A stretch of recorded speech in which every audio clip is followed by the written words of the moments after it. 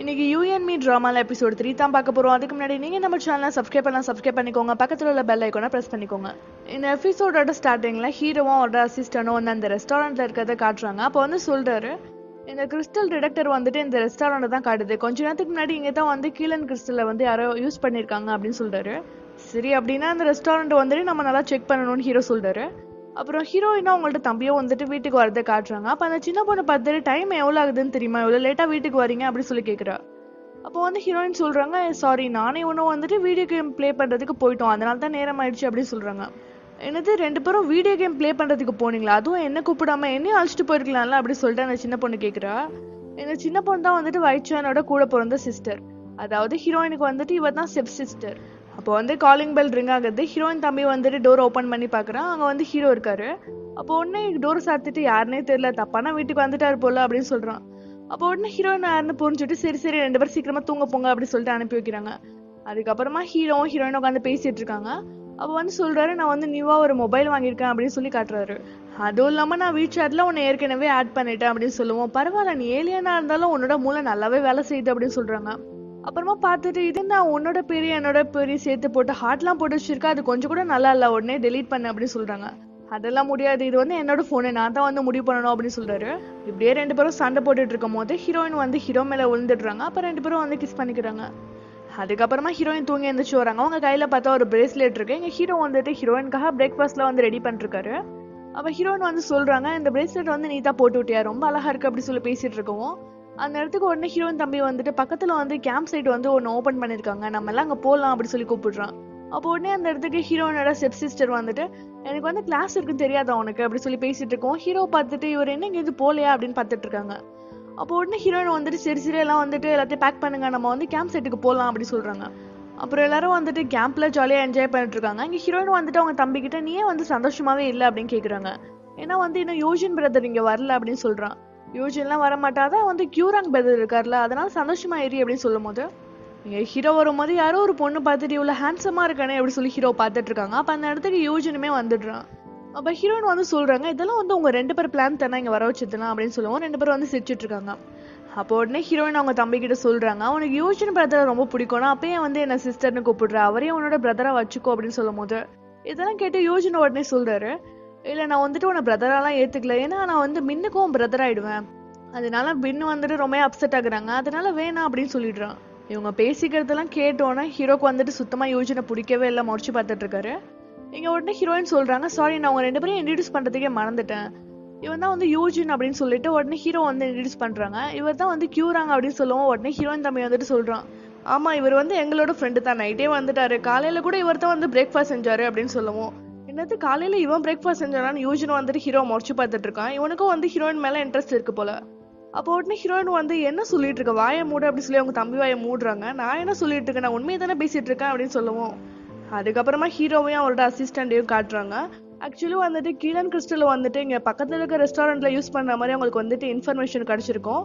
அப்ப அந்த ரெஸ்டாரண்ட்ல வந்துட்டு ஹீரோட எக்ஸ்ஃப்ரெண்டோ ஹீரோனோட தம்பியோ பேசிட்டு இருக்க அந்த ஃபுட்டேஜ் வந்து ஹீரோக்கு கிடைச்சிருக்கும். அதை வந்து பார்த்துட்டு இருக்காரு. இங்க ஆரம்பத்துல இருந்து ஒரு பொண்ணு வந்துட்டு ஹீரோ வரும்போது ஹீரோவே பார்த்துட்டு இருப்பா. இப்போ வந்துட்டு அவ ஹீரோ கிட்ட பேசுறதுக்கு வரா. உங்களுக்கு வந்து கேர்ள் ஃப்ரெண்ட் இல்லைன்னா நம்ம 2 பேரும் வீசாட்ல வந்து ஆட் ஆயிக்கலாமா, உங்களை பார்த்தோன்னே எனக்கு ரொம்ப பிடிச்சிருச்சு அப்படின்னு சொல்லுவோம். ஹீரோ ஒண்ணுமே சொல்லாம இங்க போயிடுறாரு.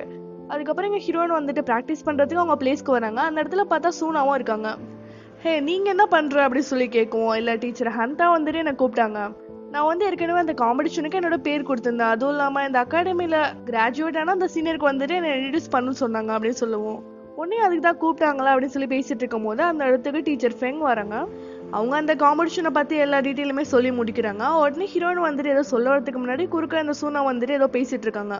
நீங்க சொன்ன எல்லாமே வந்துட்டு எனக்கு நல்லா ஹெல்ப்ஃபுல்லா இருந்துச்சு, நான் வந்து என்னை பத்தி உங்ககிட்ட சொல்லல, என் பேர் தான் வந்து சூனா, முன்னாடி 3 வருஷத்துக்கு முன்னாடி நடந்த அந்த காம்படிஷன்ல நான் தான் சாம்பியன் சொல்லிட்டு அவங்க அருமை பெருமையெல்லாம் சொல்லிட்டு இருக்காங்க. அப்ப அந்த டீச்சர் அதெல்லாம் வந்து சுத்தமா கண்டுக்கல. உடனே ஹீரோயினை பார்த்துட்டு நீ ஏதோ சொல்றதுக்கு வந்தியமா என்ன அப்படின்னு கேக்குறாங்க. இல்ல நீங்க சொன்னது வந்துட்டு எனக்கு நல்லாவே புரிஞ்சிச்சு, அதுவும் இல்லாம ஒரு டான்ஸர் வந்துட்டு அவங்களோட டான்ஸை நல்லாவே வந்து கம்ப்ளீட் பண்ணணும், அதே அளவுக்கு முக்கியமான விஷயம் என்னன்னா வந்துட்டு அவங்க டான்ஸ் மூலமா அவங்க இன்னர் ஃபீலிங்ஸை வந்துட்டு பப்ளிக்கு வந்துட்டு தெரிவிக்கணும் அப்படின்னு சொல்றாங்க. கரெக்டா நான் சொன்னதை நீ தான் அண்டர்ஸ்டாண்ட் பண்ணிருக்க, அப்ப நீங்க 2 பேரும் வந்துட்டு காம்படிஷன்ல நல்லா பர்ஃபார்மன்ஸ் பண்றதுக்கு என்னோட வாழ்த்துக்கள் சொல்லிட்டு அங்க இருந்து போயிடுறாங்க. அப்புறம் எங்க ஹீரோன்னு வந்துட்டு அவங்க கேஃபேல உட்காந்துட்டு இருக்கும் போது அந்த இடத்துக்கு ஹீரோ வந்துட்டு அவங்களுக்கு காஃபி கொடுக்குறாரு. அப்ப சும்மா எதிர்ச்சியா வந்து ஹீரோயின் கேக்குறாங்க, சரி, இங்க இடத்துல இருக்க மனுஷங்கனால உன்னை வந்துட்டு ஒரு நாள் தான் ஞாபகம் வச்சுக்க முடியும்னா, அடுத்த நாள் நீங்க வேலைக்கு வரும்போது உன்னை மறந்துட்டு அவங்க துரத்தி விட்டுற மாட்டாங்களா அப்படி சொல்லி கேக்குறாங்க. சரி, நீ சொல்ற மாதிரி அவங்களால வந்துட்டு என்ன ஞாபகம் வச்சுக்க முடியாது தான், ஆனா என்னால வந்துட்டு அவங்கள நம்ப வைக்க முடியும் அப்படின்னு சொல்லிட்டு, சரி நான் உனக்கு ஒரு எக்ஸாம்பிள் காட்டுறேன்னு சொல்லி ஹீரோ வந்துட்டு அங்க இருக்க ஒரு கஸ்டமருக்கு வந்துட்டு ஒரு கிளாஸ்ல வாட்டர் குடிச்சிட்டு உங்க காஃபியை குடிங்கன்னு சொல்லிட்டு அவரோட பவர் யூஸ் பண்றாரு. அப்ப அந்த கஸ்டமரும் வந்துட்டு அந்த வெறும் தண்ணியை குடிச்சிட்டு நல்லா இருக்கு அப்படின்னு சொல்லிட்டு எக்ஸ்பிரஷன்லாம் கொடுக்குறாரு. இதெல்லாம் ஹீரோயின் பார்த்துட்டு பெரிய ஆள் தான் போ, உன்னோட பவர் வந்து ரொம்ப சூப்பரா இருக்கு, நீ ஒரு நாள்லயே வந்துட்டு அம்பானி ஆயிடுவ அப்படின்னு சொல்றாங்க. சரி, இந்த ட்ரிக்கையே முன்னாடி நீ என் மேல வந்து யூஸ் பண்ணல, அப்போ வந்து நீ இவ்வளவு எக்ஸ்பிளனேஷன் கொடுக்கறதுக்கு தேவை இருந்திருக்காதுல்ல அப்படின்னு சொல்லவும், இல்ல நீ வந்துட்டு எல்லாரையும் விட ரொம்ப டிஃப்ரெண்ட் அப்படின்னு சொல்றாரு. நான் எந்த விதத்துல வந்து எல்லாரையும் விட ரொம்ப டிஃப்ரெண்டா இருக்கேன் அப்படின்னு சொல்லி கேட்கவும், உடனே வந்து டாபிக்கை சேஞ்ச் பண்றாரு. சரி, டீச்சர் ஃபெங் வந்துட்டு உன்னை பார்க்க வந்தாங்களா அப்படின்னு கேட்கவும், என்ன டீச்சர் ஃபெங் பார்க்க வந்தது உனக்கு எப்படி தெரியும் அப்படின்னு சொல்லிட்டு அவங்கள பத்தி பெருமையா பேசிட்டு இருக்காங்க. அவங்க நல்லா சூப்பரா டான்ஸ் ஆடுவாங்க தெரியுமா, அதுவும் இல்லாம எனக்கு டான்ஸ்ல உள்ள எல்லா டவுட்டையும் வந்துட்டு அவங்க தான் கிளியர் பண்ணாங்க, அப்புறம் என்னோட பேரை கூட அவங்க கரெக்டா சொன்னாங்க அப்படின்னு சொல்லும் போது இதெல்லாம் கேட்டு ஹீரோ சிரிக்கிறாரு. இதெல்லாம் உன்னோட வேலை தானா அப்படின்னு கேக்குறாங்க. ஆமா டீச்சர் ஃபெங்க வந்துட்டு எனக்கு முன்னாடியே தெரியும், அவங்க வந்துட்டு ஏலியன் பாதி மனுஷி பாதி, அவங்க என்னோட அம்மாவுக்கு தெரிஞ்சவங்க தான், அவங்க நல்லாவே டான்ஸ் ஆடுவாங்க, உன்னை பத்தி அதனால தான் அவங்க கிட்ட சொன்னேன், அவங்க வந்து மிக்ஸ்டு பிளட் அப்படின்னு சொல்லுவோம், அவங்க வந்துட்டு மிக்ஸ்டு பிளட்டா இருக்கும் போது எப்படி இங்க உள்ள மனுஷங்க வந்துட்டு அவங்கள ஞாபகம் வச்சிருக்காங்கன்னு சொல்லி ஹீரோயின் கேள்வி கேட்கறாங்க. இதை பத்தி எனக்கு தெரியல அப்படின்னு சொல்லிடுறாரு. ஆனா ஒரு மனசுக்குள்ள வந்துட்டு இதை பத்தி நம்ம கண்டிப்பா எல்டர் கிட்ட கேட்கணும் அப்படின்னு சொல்லி பேசிக்கிறாரு. அப்புறம் இங்க எல்டரை காட்டுறாங்க. இது வந்துட்டு ஏலியனுக்கும் மனுஷனுக்கும் பிறக்கிற குழந்தையால மட்டும்தான் மிக்ஸ்டு பிளட்டா இருக்க முடியும், அவங்க வந்துட்டு ஏலியன் பாதி மனுஷன் பாதி, இது வந்து ரொம்பவே ரேரா நடக்கக்கூடிய ஒரு விஷயம், இவங்கள பத்தி பல வருஷங்களா நிறைய பேருக்கு வந்து தெரியாது, இவங்க கிட்ட அந்த லா ஆஃப் ஃபர்கெட்டிங் வந்துட்டு ஒர்க் ஆகுது, இவங்கள சாதாரண மனுஷங்கனால இவங்கள வந்து ஞாபகம் வச்சுக்க முடியும், ஆனா இந்த விஷயத்த பத்தி தப்பான எண்ணம் அந்த பர்சனுக்கு வந்து தெரியக்கூடாது, அப்படி தெரிஞ்சுச்சுன்னா இந்த உலகத்துக்கு பேர் அழிவை உண்டாக்கும் அப்படின்னு சொல்றாரு. அப்புறம் அந்த காம்படிஷனுக்கான டேவும் வருது. இங்க ஹீரோயின் வந்து ரெடி ஆயிட்டு இருக்கும் போது அந்த இடத்துக்கு சூனா வந்து, இது சும்மா செலக்ஷன் ரவுண்டு தான், இதுலயே வந்து எலிமினேட் ஆயிடாது அப்படின்னு சொல்றாங்க. இப்பதான் என்னோட கேம் வந்து ஸ்டார்ட் ஆயிருக்கு, இதுக்கப்புறம் தான் நீ என்னோட ஆட்டத்தை பார்க்க போறேன்னு ஹீரோயின் சொல்றாங்க. அதுக்கப்புறம் இங்க சூனாவும் ஹீரோட எக்ஸ்பிரண்டா பேசிட்டு இருக்கும் போது அதை வந்து ஹீரோ பார்த்துட்டாரு. இவங்க என்ன பண்றா அப்படின்னு. அப்புறமா ஹீரோயினோட டான்ஸ் பர்ஃபார்மன்ஸ் வந்து ஸ்டார்ட் ஆகுது. அப்ப ஹீரோயின் வந்து 3 வருஷத்துக்கு முன்னாடி ஆக்சிடென்ட் ஆகி ஹாஸ்பிட்டல்ல இருக்கும் போது அவங்களுக்கு முகம் தெரியாத யாரோ ஒரு பர்சன் வந்து ஆறுதல் சொல்லியிருப்பாங்க. ஆனா அப்ப அந்த பர்சனோட ஃபேஸ் வந்துட்டு ஹீரோயினுக்கு கிளியரா தெரிஞ்சிருக்காது. அதனால அவங்களுக்குள்ள நிறைய வந்து கேள்வி கேட்டுக்கிறாங்க, அந்த பர்சன் வந்து யாரா இருக்க முடியும், அவங்கள மறுபடியும் நான் எப்ப மீட் பண்ண போறேன் அப்படின்னு சொல்லி கேட்டுக்கிறாங்க. அப்படியே வந்துட்டு அவங்க பர்ஃபார்மன்ஸும் முடிஞ்சிருது. அதுக்கப்புறமா ஹீரோட எக்ஸ்பிரண்ட் வந்துட்டு டான்ஸ் பர்ஃபார்மன்ஸ் பண்றாங்க. அவங்க டான்ஸ் பர்ஃபார்மன்ஸ் முடிக்கிற வரை ஹீரோ வந்துட்டு அவங்களுக்காக வெயிட் பண்ணிட்டு இருக்காரு. அப்ப அதுக்கு ஹீரோட எக்ஸ்பிரண்ட் வரும்போது, நீயே வந்து மனுஷங்க வைக்கிற இந்த காம்படிஷன்லாம் வந்து கலந்துக்கிற அப்படின்னு கேக்குறாரு. உனக்கு என்ன திடீர்னு என் மேல வந்து ரொம்ப இன்ட்ரெஸ்ட் வந்துருச்சா, நீ என்ன நான் லவ் பண்றியா அப்படின்னு சொல்லி கேக்குறாங்க. அப்போ வந்து கீலன் கிறிஸ்டலை பத்தி கேக்குறாரு. ஏன்னா அந்த ரெஸ்டாரண்ட்ல வந்துட்டு கீலன் கிறிஸ்டல் யூஸ் பண்ணதான் ஹீரோக்கு வந்து தகவல் கிடைச்சிருக்கும். அந்த ரெஸ்டாரண்ட்ல தான் வந்துட்டு ஹீரோட எக்ஸ்பிரண்டும் வந்து இருந்திருப்பாங்க. அந்த கீலன் கிறிஸ்டல் வந்து தேவைப்படுது, அதை யூஸ் பண்ணாதான் வந்துட்டு சாதாரண மனுஷங்களால நம்மள மாதிரி ஏலியன்ஸை வந்து ஞாபகம் வச்சுக்க முடியும் அப்படின்னு சொல்லி பேசுவோம். நீ பேசுறதுலாம் பார்த்தா என்னமோ நான் கையில வச்சுட்டு உட்காந்துருக்க மாதிரி என்கிட்டயே வந்து கேட்டுட்டு இருக்க அப்படின்னு கேக்குறாங்க. அந்த கீலன் கிறிஸ்டல் மட்டும் உன்கிட்ட இருக்குன்னு தெரிய வந்துச்சுன்னா உனக்கு நான் கருணையே காட்ட மாட்டேன், ஒழுங்கா சொல்லிடு அப்படின்னு சொல்லி கேக்குறாரு. உன்கிட்ட தான் வந்து பவர் இருக்குல்ல, அதை வச்சு கண்டுபிடி, இந்த உலகத்துல உனக்கு தெரியாத விஷயம் நிறையவே இருக்கு, அதே மாதிரி எல்லாருக்கிட்டையும் வந்து சீக்ரெட்னு ஒரு விஷயம் இருக்கு, உன்கிட்ட எனக்கு சொல்லணும்னு ரொம்ப விருப்பமா தான் இருக்கு, ஆனா இப்ப என்னால முடியாதுன்னு சொல்லிட்டு அங்க இருந்து போக பாக்குறாங்க. அப்போ உடனே ஹீரோ பிடிச்சிட்டு அவரோட பவரை வச்சு அவங்க கிட்ட கீலன் கிறிஸ்டல் இருக்கான்னு செக் பண்றாரு. அப்போ உடனே என்ன பண்ற அப்படின்னு சொல்லிட்டு அங்க இருந்து போயிடுறாங்க. அப்போ வந்து ஹீரோ தான் கண்டுபிடிக்கிறாரு இவகிட்ட வந்து கீலன் கிறிஸ்டல் இல்ல அப்படின்னு சொல்லிட்டு. அப்புறம் அடுத்த சீன்ல ஹீரோயின் சோகமா நடந்து வந்துட்டு இருக்கிறத காட்டுறாங்க. அது காரணம் என்னன்னா ஹீரோயின் வந்துட்டு காம்படிஷன்ல செலக்ட் ஆயிடுறாங்க. ஆனா ஹீரோட எக்ஸ்பிரண்ட் கூட வந்துட்டு பேர் ஆகி டான்ஸ் ஆடணும். அதுக்கு அந்த எக்ஸ்பிரண்ட் வந்துட்டு நம்ம 2 பேரும் கோஆபரேட் பண்ணி நல்லா டான்ஸ் ஆடிடுவோமா அப்படின்னு சொல்லி கேட்டுடுறா. இதை கேட்டோன்னா ஹீரோயினுக்கு ரொம்ப சோகமாயிடுது. அப்ப ஹீரோவை பார்க்கும் போது ஹீரோவும் அவரோட எக்ஸ்பிரண்ட தான் வந்து பாத்துட்டு இருக்காரு. இவங்க 2 பேருக்கும் முன்னாடியே தெரியுமா, அவங்க 2 பேருக்குள்ள என்ன ரிலேஷன்ஷிப்பா இருக்கும் அப்படின்னு சொல்லி அதை பத்தி யோசிச்சு ரொம்ப சோகமாயிடுறாங்க. இங்க பார்த்தா ஹீரோயினுக்கு உடனே ஒரு ஃபோன் கால் வருது. அதை அட்டன் பண்ணி பேசினதோ உடனே அங்கேருந்து கிளம்பிடுறாங்க. பார்த்தா ஹீரோயின் கேஃபேக்குள்ள யாரோ ஒரு 3 பேர் வந்துட்டு அங்க இருக்க பொருளெல்லாம் அடிச்சு போட்டு உடைச்சிடுறாங்க.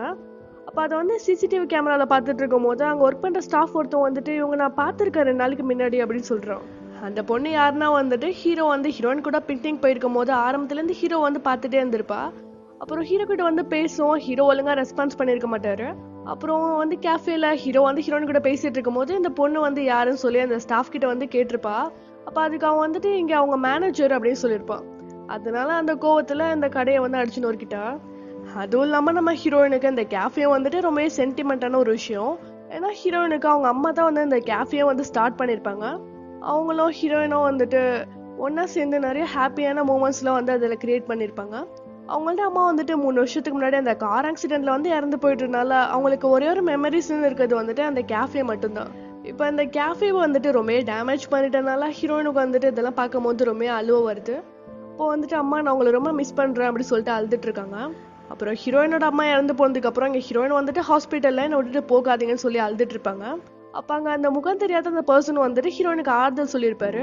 நீங்கள் யார் அப்படி சொல்லி கேட்கவும் நீங்கள் ரொம்ப நேரமாக நான் யாருன்னு கேட்டுட்டு இருக்கீங்க, என் பேர் தான் வந்து கியூராங் அப்படின்னு சொல்லியிருப்பாரு. அப்போ அதெல்லாம் நினச்சி பார்க்கவும் ஹீரோயினுக்கு உடனே ஞாபகம் வருது. அப்போ என் கூட இருந்த அந்த பர்சன் வந்துட்டு கியூராங் தானா அப்படின்னு நினச்சி ரொம்ப சந்தோஷப்படுறாங்க. இதோட இந்த எபிசோட் முடியுது. உங்களுக்கு இந்த வீடியோ பிடிச்சிருந்துச்சுன்னா லைக் பண்ணுங்க, ஷேர் பண்ணுங்க, கமெண்ட் பண்ணுங்க, மறக்காம சேனலுக்கு சப்ஸ்கிரைப் பண்ணுங்க. நம்மள்ட்ட இன்ஸ்டா பேஜையும் வந்து ஃபாலோ பண்ணிக்கோங்க. தேங்க்ஸ் ஃபார் வாட்சிங்.